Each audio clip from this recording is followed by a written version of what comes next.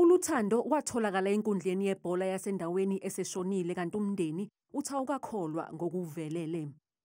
Saphatheka kabuhlungu njengomndeni ngoba umntwana ubesemncane esazokhula nje endaweni yaseMlazi sishaqekile kakhulu endaweni yaseMlazi ukuthi kunezimo ezifana nalezi. Nathi besingazi ukuthi isimo esifana nalesi njengomndeni kaNtshangase singasifica ngoba besiyayisibone kwenzeka nakwabanye abantu. Siyafisa ukuthi kwenzeke ubulungiswa umenzi wokubi avalelwe. Lesigameko senzeka nje umama kaLuthando akatholakali njengoba ahamba indodakazi yakhe ingakashoni kanti akaze abuye namanje.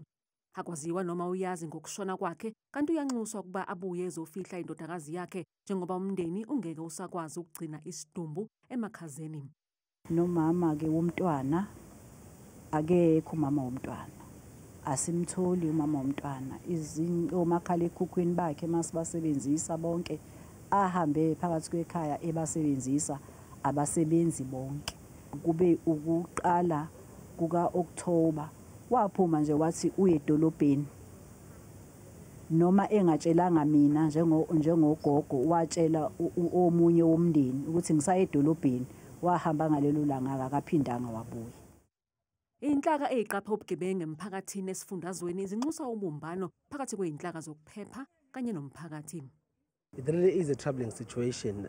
We've been fighting and chanting slogans of stop gender-based violence, stop raping women, all of the such. We've been doing that as the province and the national scope, but seemingly we are really losing the battle as far as we see. So I really still urge all community members to come through and provide information that could assist us in getting these perpetrators off our communities.